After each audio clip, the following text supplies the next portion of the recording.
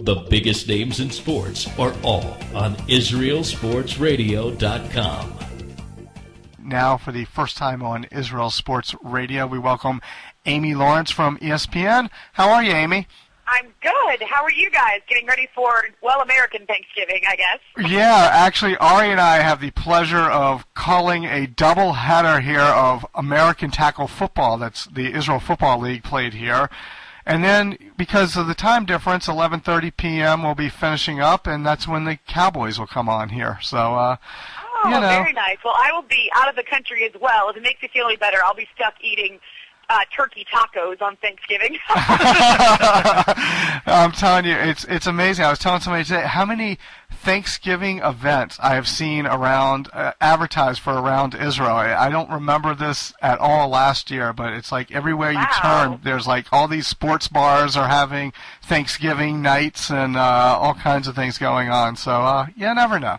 Catches on. Well, that's interesting. Interesting. I'm actually going to Cancun, which I know there are going to be a lot of Americans there. Apparently it's a big hotbed over Thanksgiving. I'm going with the basketball team that I work with, and so I'm not really all that excited about it, although I guess if I have to go somewhere 80 degrees on the beach is okay, right? Right, exactly. Which is about, we don't have the beach, but we're pushing 70s, 80s here, so yeah, they're calling this winter for some reason. So let's talk a little NFL football. Now, I'm not going to have you discuss last night because I know it please don't. It just means too much to you. But the coaching changes, I mean, now I guess we can call the Green Bay Packers the official coach killers here. First Phillips and now Childress. Sure. You know, what is going on? Is it worth it for both of those teams who were both picked by many to be your NFC title contenders? I mean, coaching changes. Obviously, Jason Garrett picks up a couple wins. Is there anything that Frazier can do to revive this Vikings team?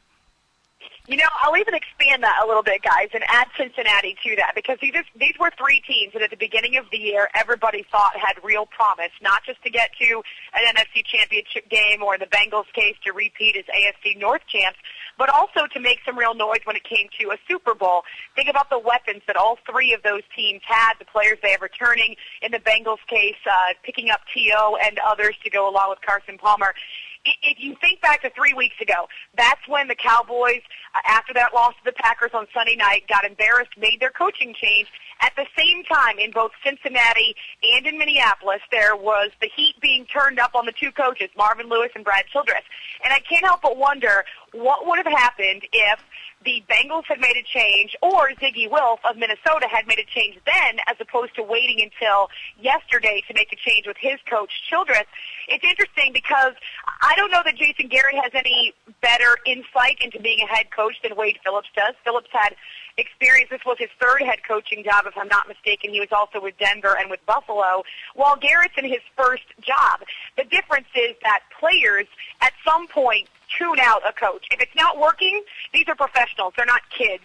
They're not playing for their tuition or a college graduation or a chance at a Final Four. These are professionals, and if what the coach is doing is not working and you lose the locker room, so to speak, then a change just by nature will cause a little more energy. I talked to Felix Jones of the Dallas Cowboys after their first win with Jason Garrett, and he flat out told me it's a different feel on the field, it's a different feel in the locker room, we're excited to play again.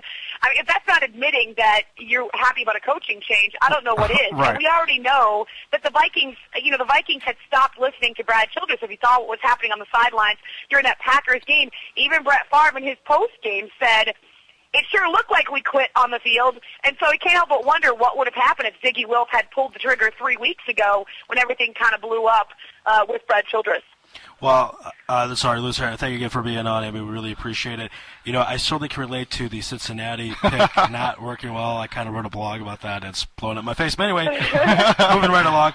Going to Minnesota, there was a certain argument, you may know, we don't have to say names, but they were arguing what should happen with Brett Favre now that he made the coaching change in Minnesota. Right. So what are your thoughts about that? Did you say, hey, Brett Favre should play, it's his last season and not making the playoffs anyway, most likely, or do you sit him and move in a different direction if you were head of the Vikings? I definitely disagree with that.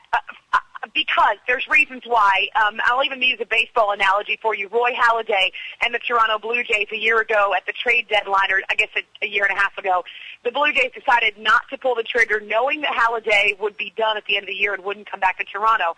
But they chose to get what they could out of this guy who was the face of the franchise, who put butts in the seats, albeit on a limited basis there at the Rogers Center. But I think if you look at this Minnesota fan base, granted they're not probably going to compete for a playoff spot unless something just goes completely wrong with the Bears and the Packers. And likely this is going to be the end for Brett Favre. But how many fans do you think are going to show up at games because they know or they're pretty sure these are Brett Favre's final days? That last home game at the Metrodome for the Vikings is going to be huge because that could be the last time he's ever playing there. How many people want to be able to say, I saw the last game that Brett Favre played at the Metrodome, or I saw the last game that Brett Favre played, period, in the NFL? So I think in the case of Leslie Frazier and Ziggy Wilf, you finish out the season with what you've got. Sidney Rice is coming back. You could go out there and come up with a couple of big wins. And furthermore, we know they have no confidence in Tavares Jackson. If they did, they wouldn't have let Brett Favre skip a second straight training camp and not come back, right at the end. He wasn't ready. Clearly, that put the Vikings behind the eight ball because Favre was not ready when the season opened. Right. It's just interesting because Ari and I were talking about. I mean, when you deal with legends and this, sometimes it's hard for them to walk away and all that. But you kind of got to let them play it out a bit. Now let me ask, because we're starting to kind of see how the NFL season is starting to, we're there to the point where we can see the pretenders, the contenders, everything, and so much is being made right now of Michael Vick and the Philadelphia Eagles. Sure. We had someone on who said they're not sure the NFL is ready to give Michael Vick an MVP. Now, obviously, he has to earn it, but, let's just play it out. Would that be a possibility this year that Michael Vick wins an MVP? If the Eagles win the NFC East, which right now they're in first place after beating the Giants, and Michael Vick continues to put up the numbers, I think you give it to him, or it's given to him, because of the fact that he has completely transformed his life and his career. He's playing better at quarterback now than he was before he went to jail.